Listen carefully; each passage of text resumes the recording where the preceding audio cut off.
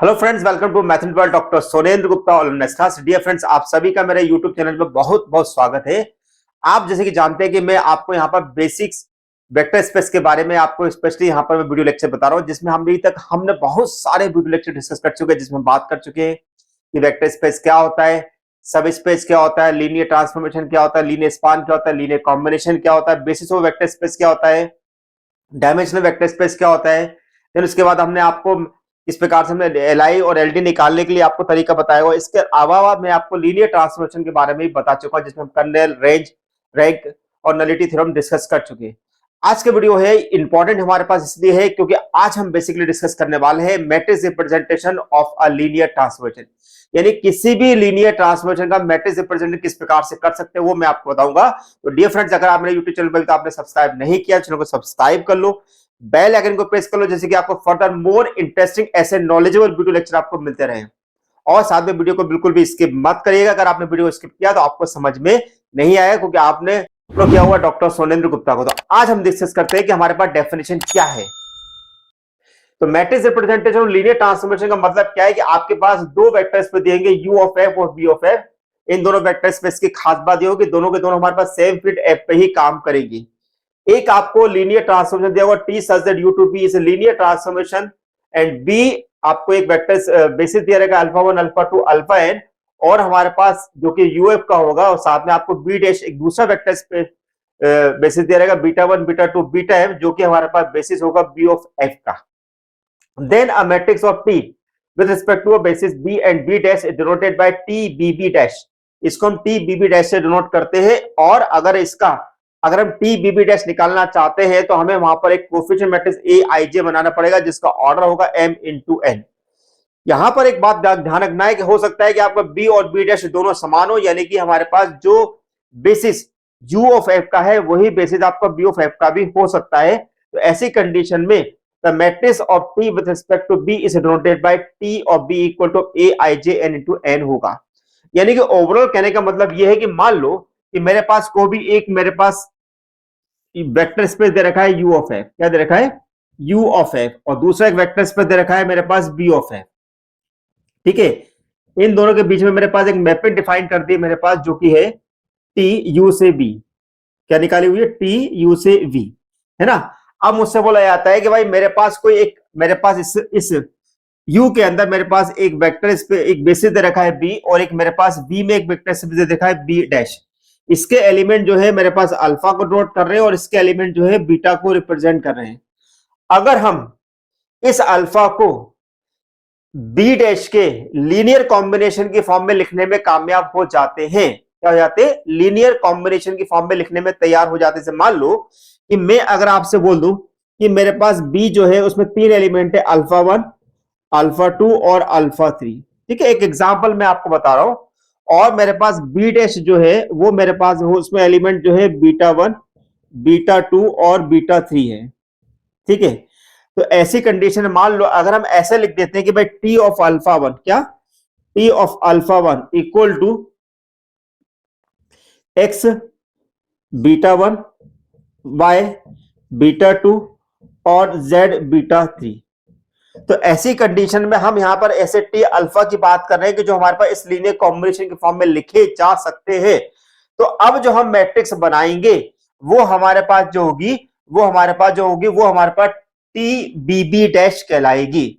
लेकिन अगर ये दोनों के दोनों वेक्टर स्पेस हमारे पास सेम है, यानी कि हमारा कहने का मतलब ये हुआ कि जो vector space U of F का है वही vector space B of F का होगा, तो ऐसी कंडीशन में वो हमारे पास केवल टीबी की फॉर्म में लिखा जाएगा।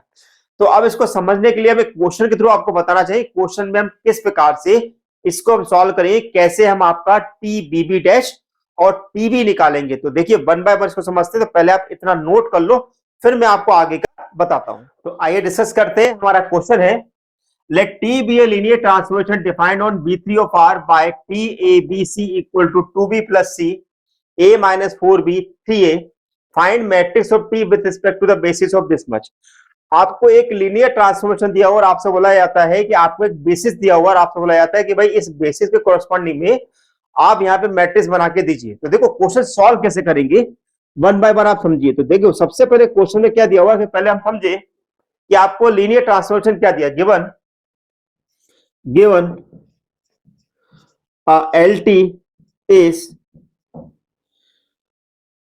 T such that V3 to V3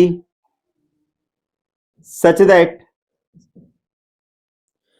T of A, B, C equal to 2B plus C, A minus 4B or 3A. Now say this equation number 1. B equal to दिया हुआ है 1 1 1 1 1 0 और 1 0 0 से अब हम यहां पे मान लेते हैं से अल्फा 1 हमारे पास है 1 1 1, अल्फा 2 आपके पास है 1 1 0 और अल्फा 3 आपके पास दिया हुआ है 1 0 0। अब हम बच्चों क्या करेंगे कि जो हमने इक्वेशन नंबर 1 में हम एबीसी की वैल्यू को यहां पर अब पुट करेंगे, ठीक है ना। हम निकाल रहे हैं टी अल्फा 1, तो टी अल्फा 1 से मतलब क्या है, टी ऑफ 1 1 1, यानी कि इस 1 1 को हम यहां पे पुट करेंगे तो ये मेरे पास बन गया ए, ये बन गया बी, ये बन गया मेरे पास सी। तो मुझे क्या मिलेगा, दिस इज 2b प्लस 1 यानी कि 2 into 1 plus 1 then 1 minus 4 then 3 into 1, यानी कि आपको क्या मिलेगा, दिस इज 3 माइनस 3 देन 3। तो पहले इक्वेशन आपके पास मिल गया, this is equation number 2।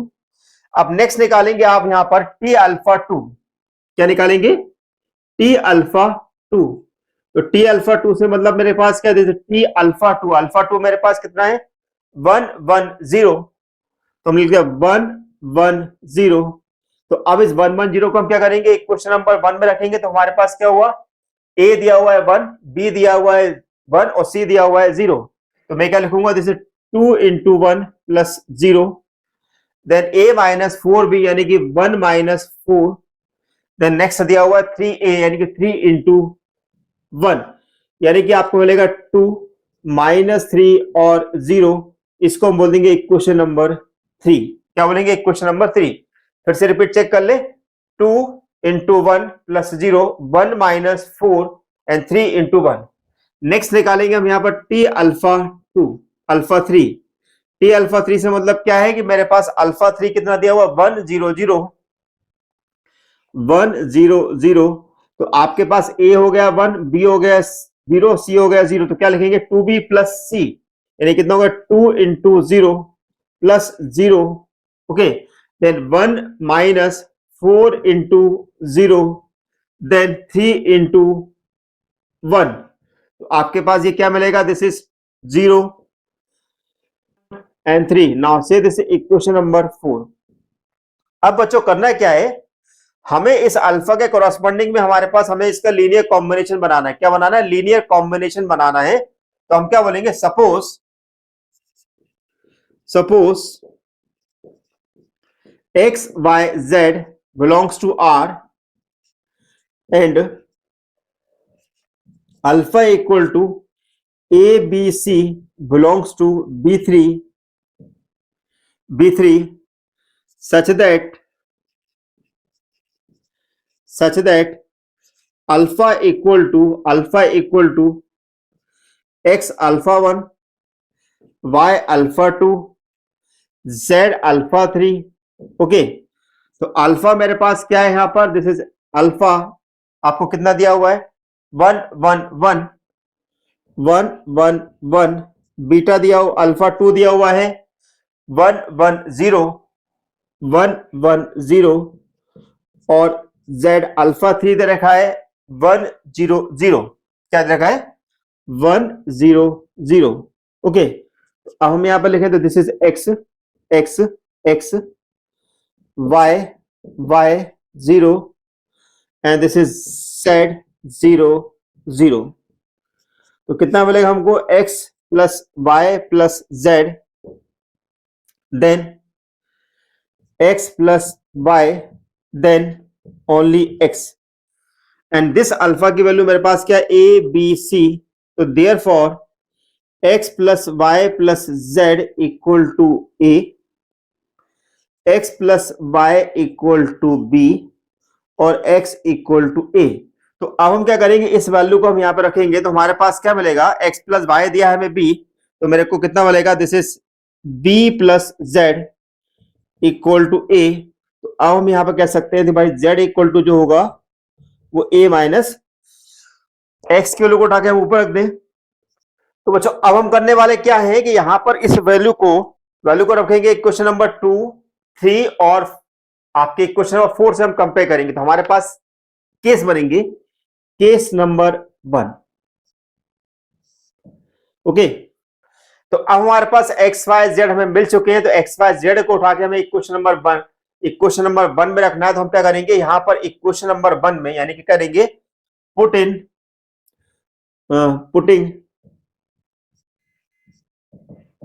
Putting the value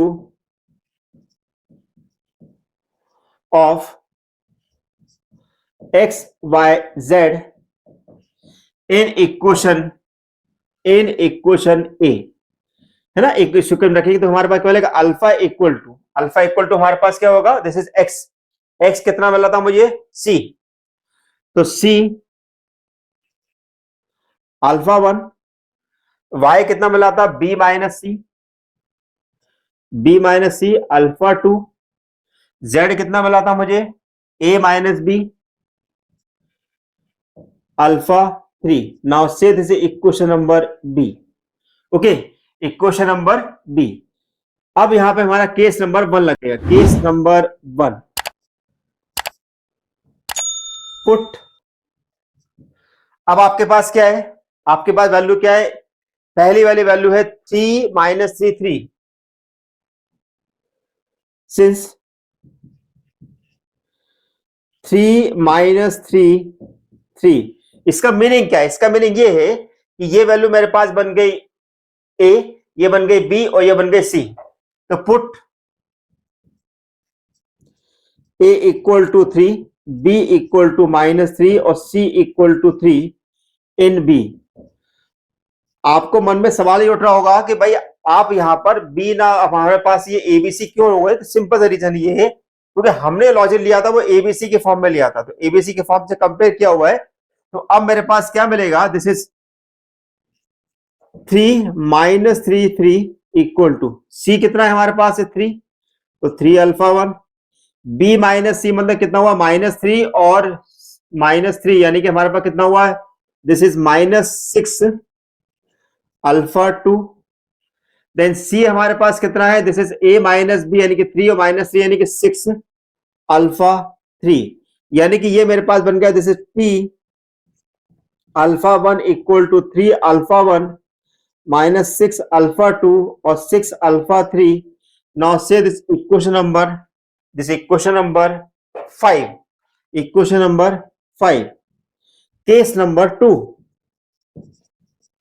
अब केस नंबर 2 क्या है, सिंस अब मेरे पास वैल्यू क्या है, दिस इज अल्फा 2 की वैल्यू कितनी, 2 माइनस 3 तो हम क्या बोलेंगे 2 minus 3 that is put A equal to 2, B equal to -3, C equal to 3 in equation B. तो रखें बी के अंदर तो कितना मिलेगा, अल्फा इक्वल टू सी, तो सी कितना मेरे पास है 3, तो 3 अल्फा 1 बी माइनस सी, तो बी क्या है मेरे पास, ये बी माइनस सी यानी कि -6 alpha 2। Then A minus B यानी कि 2 -3 यानी कि +5 अल्फा 3। और इस अल्फा को हम यहां पर क्या लिख रहे हैं, दिस इज अल्फा हमारे पास कितना है, this is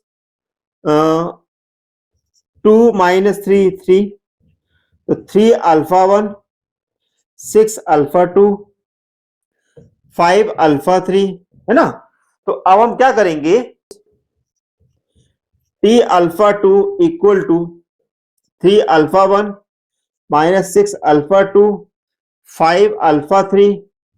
now say this equation number 6।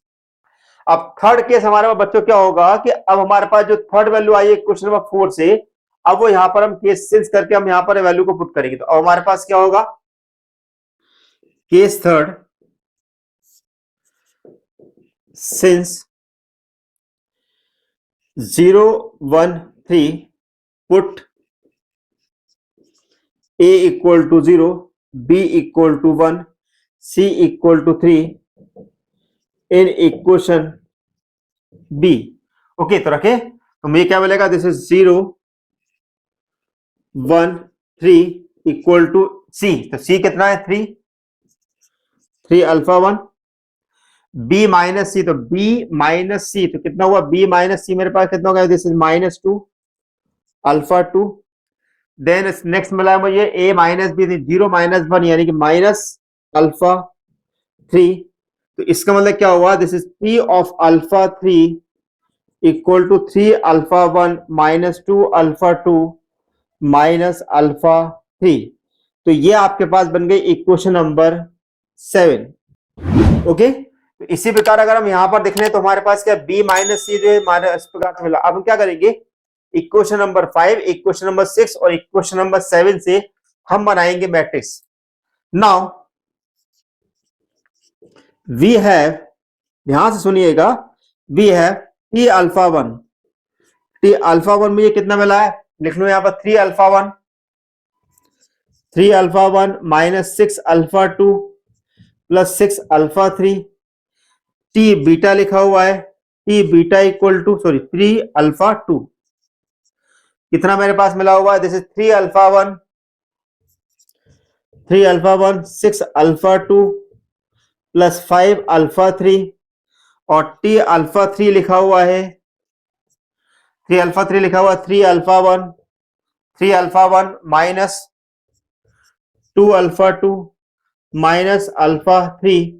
ठीक है, अब इस सिस्टम्स को हम कन्वर्ट करेंगे मैट्रिक्स की फॉर्म में। ठीक है, तो मैट्रिक्स की फॉर्म में कैसे कन्वर्ट करना है, तो वन बाय वन इसको देखिएगा। तो पहले अब हमने क्या देखा कि हमने इसको मैट्रिक्स की फॉर्म में लिख लिया, अब इसको मैट्रिक्स की फॉर्म में कन्वर्ट करेंगे कुछ इस प्रकार से। तो हमारे पास क्या मिलेगा, 3 माइनस 6 6, 3 माइनस 6 5, 3 माइनस 2 और -1।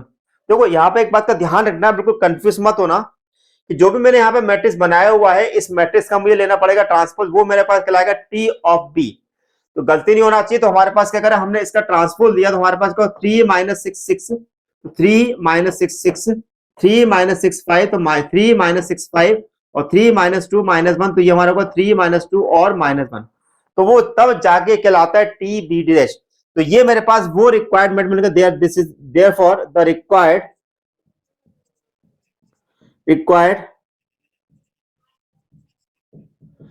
Matrix of P with respect to B। ठीक है, दिस रिक्वायर्ड